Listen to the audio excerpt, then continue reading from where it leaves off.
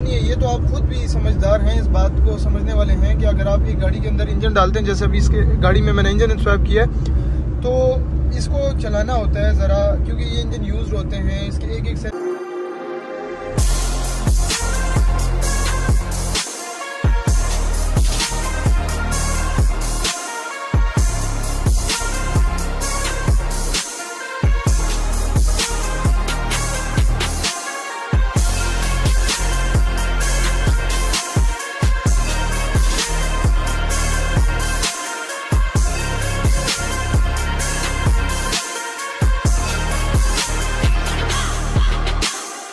तो अस्सलाम वालेकुम। उम्मीद करता हूँ आप सब लोग खैरियत से होंगे। Welcome back to another vlog. आप कार्स रॉकयार्ड देख रहे हैं। मेरा नाम सैयद शहाब शाह है।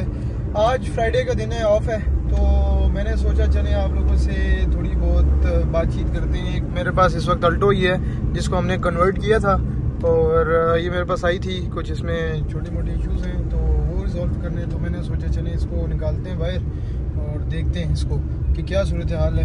अब ये जो इंजन स्वैपिंग के मामलात होते हैं, मेरे पास कुछ पिछले 2 से 3 वीक्स में काफ़ी सारी ऐसे सिचुएशंस इस तरह के जो हैं केसेस आए हैं जिनके इंजन जो हैं वो स्वैप हुए हैं। इधर जो मार्केट्स हैं डिफरेंट, सुल्तान के खूह में, कच्चा स्टाफ में, इसके अलावा सदर में, इसके अलावा और भी मज़ीद लोगों ने स्वैप्स करवाए हैं। ठीक है, वो लोग ये कह रहे हैं कि यार हमें महीना हो गया, कोई कह रहे हैं कि हमें 2 हफ्ते हो गए, कोई कह रहे हैं कि हमें 3 महीने हो गए, 4 महीने हो गए, लेकिन हमें गाड़ी एवरेज नहीं दे रही। उसके अंदर हमने उनके कहने पर BCM इंस्टॉल किया है, उनके कहने पर हमने इसमें कैटलिटिक भी इंस्टॉल किया है। तो अब सूरत हाल ये है कि इसमें मैंने गाड़ियाँ देखी हैं। कल भी एक केस इस तरह का आया था जिसमें इंजन की जो लेवलिंग थी वो बिल्कुल ठीक नहीं थी और बिल्कुल अनइवन था, बैलेंस नहीं था। उसके बाद वायरिंग के बुरे हालात थे। तो एक केस मेरे पास आया था पहले, 1.5-2 महीने पहले आया था। उन्होंने फिर अभी जब मेरे पास हुआ है तो वो कह रहे थे कि यार मेरी वायरिंग के अंदर वो जल गई थी, आग लग गई थी, और मैंने काम कराया था सदर में कहीं से। तो वो नो डाउट वो काम सस्ता हो रहा है। बहुत सारे भाई मुझे कहते हैं यार आप लोग प्राइस तो हमारा रेट इस वक्त उनसे महंगा है। ठीक है, ये तो मैं आपको स्ट्रेट अवे कह सकता हूँ। और लेकिन काम में जो डिफरेंस है, एक एक चीज़ को हम तसल्ली से देखना होता है। फिर कस्टमर की कोई शिकायत होती है जो विद इन वारंटी के अंदर जो अप्लाई करता है, उनकी कोई शिकायत होती है तो उसको भी हम देखते हैं। उनको कहते हैं कि अगर इशू है तो आप हमारे पास ब्रांच विज़िट करें और दिखाएं। हम बार बार उस चीज़ को देखते हैं जब तक वो मसला हल ना हो जाए। तो ये सारी चीज़ें होती हैं। आपको अगर आप इंजन स्वैपिंग कर रहे हैं, और सबसे पहले तो आपने ये देखना होता है कि गाड़ी को आपने इंजन बैलेंस किया है कि नहीं किया।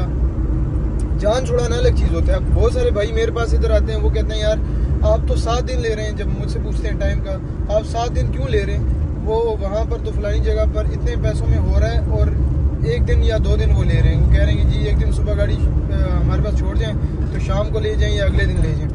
तो सबसे पहली बात यह है भाई कि सीधी सी बात है कि ये जो इंजन स्वैपिंग का मामला है, ये आप कोई असम्बली नहीं चेंज करिए। पूरा आप गाड़ी EFI जो है वो कर रहे हैं, कार्बोरेटर से एक एक चीज़ आप देख रहे हैं, नई एक सेटअप आप इसके अंदर इंस्टॉल कर रहे हैं। ये 1 या 2 दिन का काम नहीं है। ये तो आप खुद भी समझदार हैं, इस बात को समझने वाले हैं कि अगर आप एक गाड़ी के अंदर इंजन डालते हैं, जैसे अभी इसके गाड़ी में मैंने इंजन स्वैप किया है, तो इसको चलाना होता है ज़रा, क्योंकि ये इंजन यूज़ होते हैं, इसके एक एक सेंसर्स को देखना पड़ता है। उस दिन हमारे साथ ये हुआ है कि हमने गाड़ी स्टार्ट की, गाड़ी पर एक ड्राइव ली, गाड़ी ठीक थी। दूसरी दफ़ा हमने उसको दूसरी टेस्ट ड्राइव ली, फिर भी ठीक थी।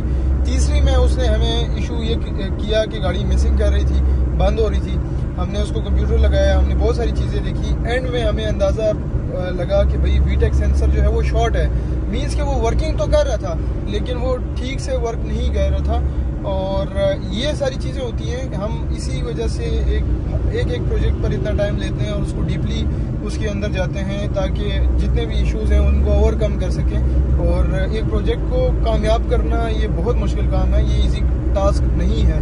आप एक गाड़ी के ऊपर काम करें, उसको फिर जो है ना अच्छे से उसको परफॉर्म करना, एक एक चीज़ को हम आपको गाड़ी के अंदर डैम्पिंग शीट लगा के देते हैं जिधर जिधर रिक्वायर्ड होती है। इसके अलावा आपको हर एक चीज़ जो है वो आइडियल लगा के देते हैं। मीटर हो गया, देन रेडिएटर हो गया, आपको एक्सेल्स हो गए, देन इंजन हो गया, इंजन की कंडीशन कैसी है। अब जो मेरे पास अभी कल जो भाई आए थे ये मुझे बता रहे थे कि यार इंजन उनका वीक है, और वो मैंने देखा भी कि इंजन वीक है, और उनको जो है गारंटी टाइम भी इतना कोई खास नहीं दिया था, जो कि वो एक्सपायर हो चुकी थी। हम आपको 1 महीने की चेक वारंटी देते हैं, 30 days are more than enough. लोग आपको देते होंगे 10 दिन, 15 दिन, 7 दिन की। तो ये है सूरत हाल। दूसरा ये है कि कुछ जो बाहर हो रहा है वो सिविल इंजन्स पे भी काम हो रहा है।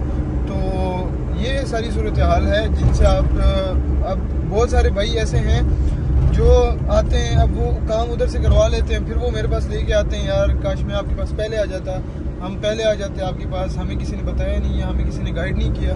तो मैं इसी वजह से आप लोगों को साथ साथ अवेयर कर रहा होता हूँ, क्योंकि देखिए 1.5 लाख रुपए आपसे वो वायर लेते हैं। वो 1.5 लाख रुपए आप ये ना समझें कि भाई वो वर्थ इट है, वो आप ये समझ लें कि वो बिल्कुल वेस्ट ऑफ टाइम है और वेस्ट ऑफ मनी है। वो 1.5 लाख रुपए आपके ज़ाया होंगे, क्योंकि आप जब फिर मेरे पास आएंगे तो मैं उस चक्कर में आपकी कोई हेल्प नहीं कर सकता, उसकी वायरिंग में नहीं छेड़ सकता, क्योंकि इशू ये होता है हमें इस साइड पर, हमें जो वीकली जो हमारे ऊपर काम का होता है, बर्डन होता है, उसको हमें किल करना होता है। हमें 3-4 प्रोजेक्ट्स जो हैं हफ्ते के देने होते हैं, डिलीवर करने होते हैं, ताकि हम आगे जो अपॉइंटमेंट्स होती हैं उनको साथ साथ देख सकें। इस बीच में अगर इस तरह की कोई गाड़ी होगी, उसको आप समझ लें कि डबल से ज़्यादा, ट्रिपल टाइम आपको एक प्रोजेक्ट को देना पड़ेगा, क्योंकि वो सारा कुछ खोलना पड़ता है, हर एक चीज़ खोलनी पड़ती है, वायरिंग देखनी पड़ती है कि किस तरीके से उसने क्या किया है, और दोबारा वो सारा नए सिरे से करना, ये बहुत ज़्यादा टाइम कंज्यूमिंग काम है।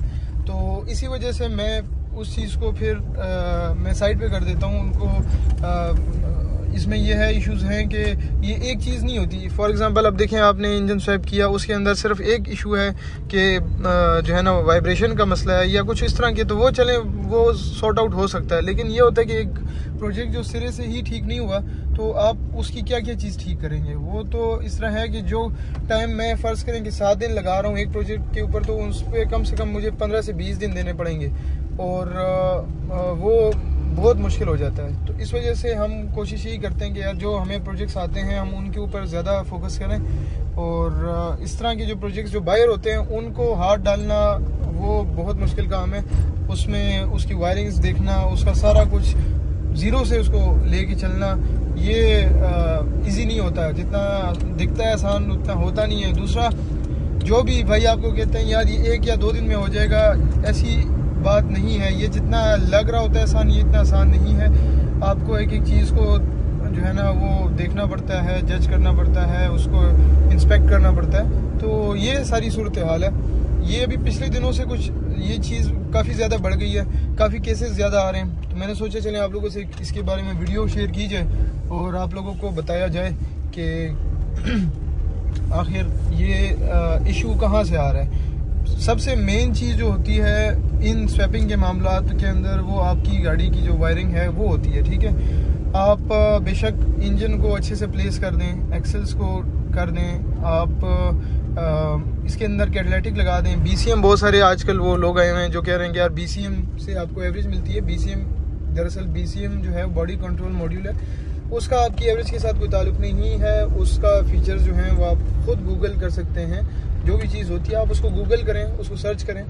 तो इन चीज़ों से कोई ताल्लुक नहीं है। वो आपके ऊपर अपनी सिर्फ और सिर्फ जो चीज़ है वो सेल कर रहे हैं। चीज़ बनाने में और सेल करने में हमेशा कस्टमर्स जब आते हैं हमारे पास, तो हम उनको यही बताते हैं कि एक चीज़ बेचना और एक चीज़ फिर लगा के देने में फ़र्क है। ठीक है, तो एक तो ये होता है कि एक आध दिन जो वो आपको कहते हैं वो ये होता है कि वो आपको अपनी चीज़ बस बेच रहे होते हैं।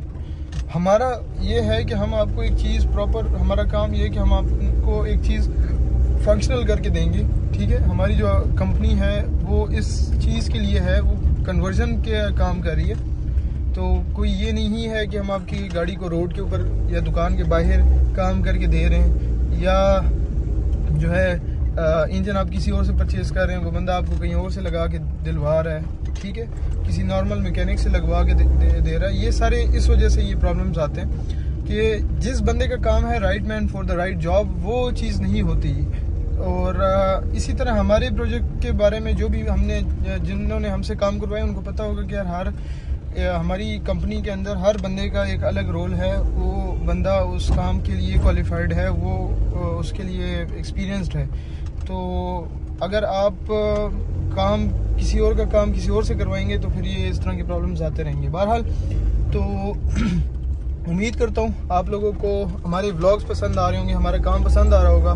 अगर आप हमारे चैनल पर नए हैं, चैनल को भी ज़रूर सब्सक्राइब कीजिएगा। अपना बहुत सारा ख्याल रखें, अपनी दुआओं में मुझे याद रखिएगा। अल्लाह हाफिज़।